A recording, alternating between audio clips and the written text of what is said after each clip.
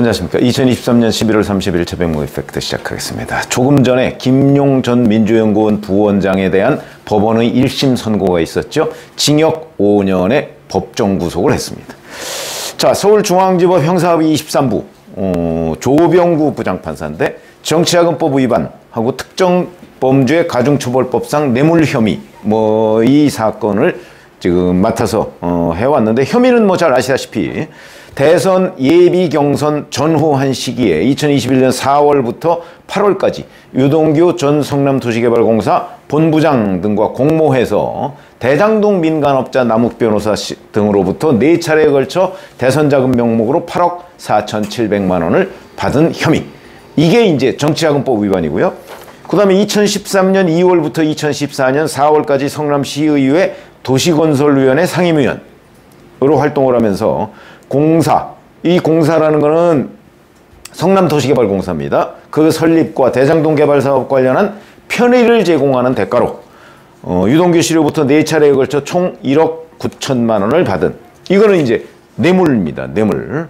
자, 그래서 이게 이제 제가 왜 제목을 이재명 경선자금 유죄 이렇게 달았냐면, 사실은 김용 씨가 유동규한테 이 돈을 요구하면서 20억 원을 요구한 걸로 그렇게 검찰 조사 결과에 드러나 있죠. 그러니까 유동규가 남욱 변호사한테 그걸 좀 만들어 달라 그러니까 남욱 변호사가 20억을 다 못 만들고 8억 4,700만 원을 만든 겁니다. 그걸 다 현금으로 만들어야 되니까 그게 굉장히 어려웠던 모양입니다.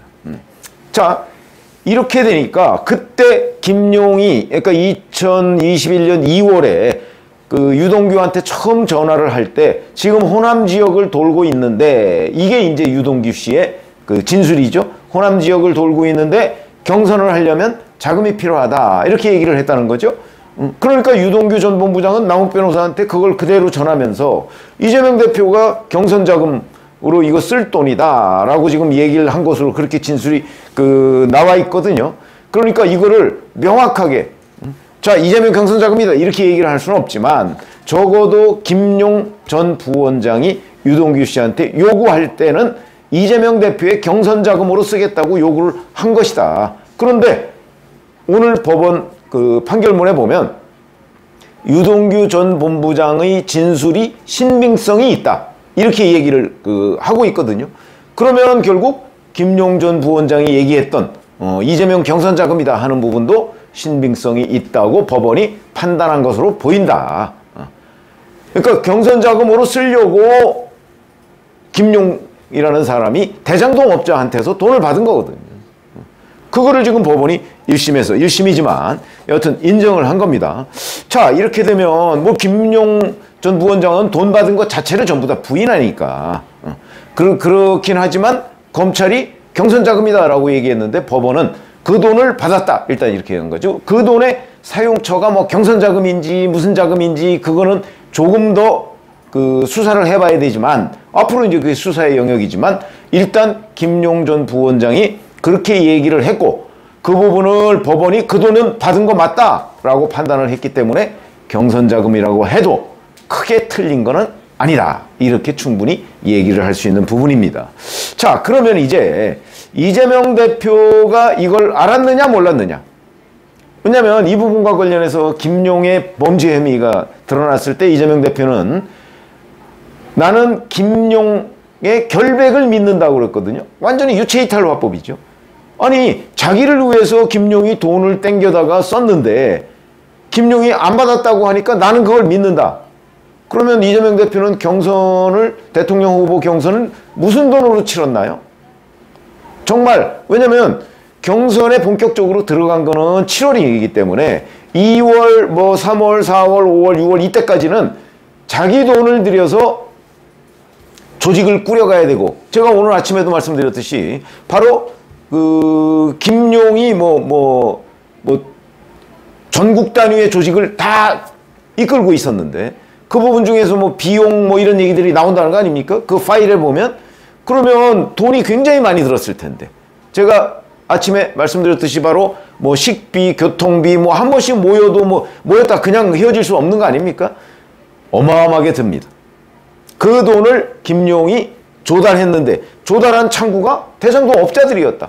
그럼 대장동 업자들은 왜 김용한테 돈을 줬느냐? 그거는 이재명 대표가 대통령이 됐을 경우 뭐 이런 걸 가정해서 주지 않았겠습니까? 실제 진술도 그렇게 다 하고 있고요. 그리고 김용도 이건 경선 자금으로 쓴다 라고 했기 때문에 그런 전반적인 구조를 법원이 야, 그 돈 하여튼 받은 거 맞다. 지금 여기까지는 완벽하게 인정을 한 것이고, 근데 문제는 이제 이게 그 이재명 경선 자금으로 쓰였다는 걸 입증을 하려면 조금 더 수사를 해봐야 된다. 김용은 그렇게 얘기하고 유동규 전 본부장도 그렇게 얘기를 하지만 이게 이제 최종 수혜자가 이재명인데 이재명 대표는 보나마나 모른다고 할 가능성이 있거든요. 그럼 이재명 대표가 김용이 돈을 받았는지 안 받았는지 나는 모른다. 지금도 그렇게 나오고 있는 거죠. 김용의 결백을 믿는다 이렇게 얘기를 했기 때문에 그럴 경우에는 그럼 이재명 대표가 알았느냐 몰랐느냐 이 부분에 대한 수사가 진행이 돼야 되는 거죠. 근데 이런 것들이 굉장히 다른 재판에도 영향을 미칩니다. 이 재판이 왜 의미를 갖냐면 이재명 대표 측, 이재명 대표가 인정하는 두 명의 최측근이 바로 정진상과 김용입니다. 그런데 그 중에 한 명이 대장동 업자하고 그것도 이재명 대표의 경선 자금을 위한 돈 거래를 했다. 돈을 받았다. 그러면 결국 저수지, 그게 428억과 연관되어 있는 문제입니다. 아직 그 부분과 관련해서는 정진상 전 실장만 그걸 약정했다는 혐의로 기소가 돼 있고 다른 사람은 기소가 아직 안 돼 있죠. 특히 이재명 대표는 그 부분 기소가 안 돼 있습니다. 그런데 오늘 대장동과 관련한 첫 번째 선고에서 아, 업자와 돈 거래가 있었구나. 그게 확인이 됐다는데 대단히 큰 의미가 있는 거죠. 이게 대장동 관련한 재판이 지금 여러 건이 진행되고 있습니다. 이재명 대표의 대장동, 백현동 배임 문제, 성남 FC는 뭐 좀 다른 얘기지만 그렇게 지금 재판이 진행되고 있는 거는 뭐 10월 초에 시작했으니까 뭐 제가 그건 2027년 3월 대선 때까지 아마 1심도 안 끝날 가능성이 있다. 제가 이렇게 말씀을 드린 적이 있고 그러니까 뭐 그거는 뭐 크게 기대할 것도 없고 근데 김만배, 남욱 뭐 이런 사람들에 관한 대장동 재판이 지금 현재 아직도 지리하게 전개가 되고 있습니다. 이거 언제 끝날지 모릅니다. 아마 총선 전에 안 끝날 겁니다. 뭐 끝난다는 얘기도 있는데 그걸 누가 알겠습니까? 안 끝날 겁니다. 어찌됐든 간에 이 재판 아직 선고 안 나왔습니다. 1심 선고. 그리고 김용 정진상 재판이 있는데 김용 재판은 이번에 처음으로 1심 선고가 나오니까 대장동 재판이 여러 건이 진행 중인데 그중에 첫 번째로 나온 게 업자와 이재명 측 간에 돈 거래가 있었다. 이걸 법원이 인정을 했다는데 대단히 큰 의미가 있다. 그러면 이제 다른 사건들에도 영향을 미치겠죠? 왜냐면 이 조병구 판사가 보기에도 그래 이거는 유동규 말이 맞아 이렇게 된 거거든요.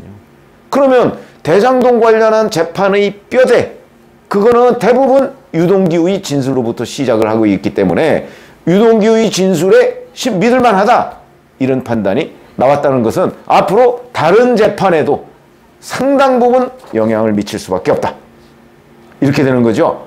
이제는 이재명 대표가 이 경선 자금 쓴 부분에 대해서 본인은 부인하겠지만 이 부분에 대한 검찰의 추가 수사, 보완 수사 뭐 이런 것들이 아마도 있을 겁니다. 물론 지금 뭐 총선이 4개월 남았기 때문에 이걸 가지고 뭐 이재명 무슨 결정적인 증거가 나오지 않는 한 이재명 대표에 대해서 다시 무슨 구속영장을 청구한다 이럴 가능성은 없죠.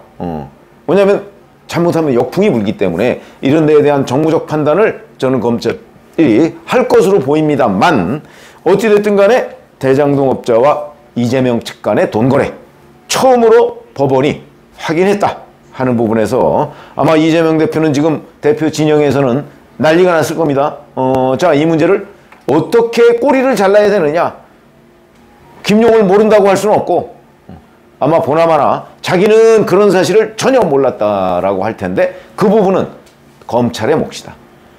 그리고 일반 유권자들 입장에서 본다면 이재명 대표의 경선 자금을 김용이 대장동 업자한테 받아서 전국에 풀었는데 그거를 최대 수혜자인 이재명 후보가 나는 전혀 모르는 일이야 라고 하는 거를 과연 얼마나 일반 유권자들이 믿어줄까? 믿어줄 사람은 아마 민주당의 강성 지지층 빼놓고서는 거의 없을 것이다. 저는 그렇게 봅니다. 그런 것들이 중요한 거죠. 아니 이재명 대표는 그동안 대장동 관련해서 모든 걸 검찰의 소설, 조작 이렇게 얘기를 했는데 이제 소설이나 조작이라는 이재명 대표의 주장이 전혀 먹혀들 소지가 없습니다. 법원이 1심이지만 여하튼 이 부분을 인정을 했고 유동규 말이 신빙성이 있다고 했기 때문에 정치적으로 보면 법률적으로 보면 이게 뭐 1심 앞으로 2심 3심 남았다 뭐 이렇게 주장을 할 수 있을지 모르겠으나 국민들 입장에서 보면 아 그래 우리가 얘기했던 검찰의 그 의심 수사 내용 이 부분과 이재명 대표의 조작이라는 그 부분 간에 1차적인 판사의 판단이 나왔기 때문에 일반 국민들은 그래 판사 말이 옳을 가능성이 99%다 아마 이렇게 생각할 것으로 보입니다. 그렇게 되면 이재명 대표가 궁지에 몰릴 수밖에 없고 더 이상 이재명 대표가 이제 자기 재판이나 이런 데 나가서도 뭐 검찰의 조작이다 라고 얘기하는 것이 민망한 상황까지 갈 것이다. 저는 이렇게 보고요. 그렇기 때문에 이런 부분에 관해서 법원의 첫 판단이 대장동 관련한 첫 판단이 나왔다는 사실은 대단히 중요하다. 거꾸로 한번 이렇게 생각해 보시죠. 만약에 무죄가 나왔다고 해보세요. 다른 대장동 재판도 다 무죄인 것처럼 아마 국민들한테 그렇게 인식이 될 가능성이 있습니다. 이것만 봐도 이제 검찰의 뭐 정치 탄압, 뭐 야당 탄압 얘기한 이재명 대표와 이재명 대표 측의 논리 이제 거의 다 무너졌다. 이렇게 보시는 이게 굉장히 중요한 정치적 의미다. 이렇게 보시면 되겠습니다. 고맙습니다.